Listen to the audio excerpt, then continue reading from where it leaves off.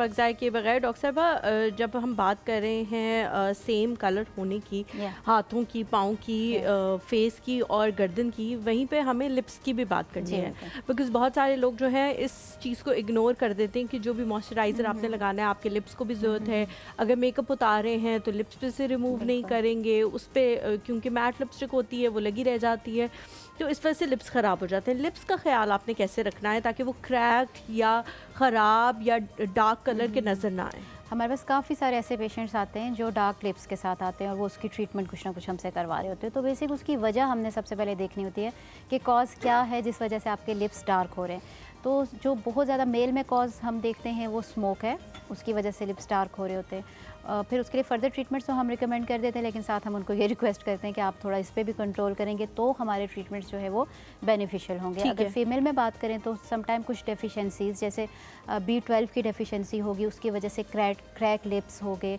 या बहुत कॉमन अगर हम कॉज कहें तो वो डिहाइड्रेशन है। अगर डिहाइड्रेट होंगे तो सबसे पहले आपको पता है कि लिप्स क्रैक होंगे, फ्लेकी होंगे।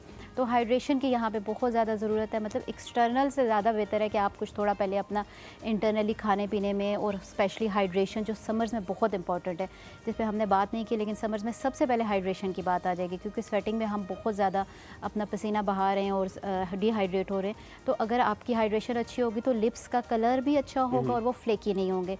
फिर उसके बाद जिस तरह हम कह रहे हैं कि फेस पे हमने मॉइस्चराइज़ करना है, इसी तरह हम लिप्स पे नॉर्मली सिंपली, अगर आप बहुत कॉम्प्लिकेटेड चीज़ों में ना भी जाएँ तो आप वैज़लीन ही अगर लगा लेते हैं तो वो भी आपके क्या होता है कि वो एक्सफोलिएट होती रहती है डेड स्किन, और नीचे से अच्छी साफ़ स्किन आती रहती है। तो इतनी सी केयर मतलब हमारे लिप्स को भी ज़रूर है जैसे कि फेस को है। एब्सोल्युटली। अच्छा डॉक्टर साहिबा, हलीमा ने जब लिप्स का सवाल पूछा, मुझे तो बड़ा ये ऑथेंटिक सवाल इसलिए लगता है क्योंकि बहुत सारे डॉक्टर्स ने, मुझे नहीं लगता आज तक मुझे कभी सेटिस्फाई किया when it comes to lip colour, या क्योंकि मैं आई डोंट स्मोक, मैं ना कोई चीज़ करता हूँ, but my lips colour is darker then that of the smokers is well. But क्योंकि मुझे किसी ने कहा था जेनेटिक होता है, होता ये है। इसको चेंज करना जब तक प्रॉपर प्रोसीजर नहीं होगा ये चेंज नहीं होता कलर आपका। अगेन वही बात है कि जो भी आप प्रोसीजर करवाएंगे टेम्प्रेरी वहाँ पे आपको रिलीफ मिलेगा, लेकिन जैसे आप छोड़ेंगे तो फिर से हो जाएगा।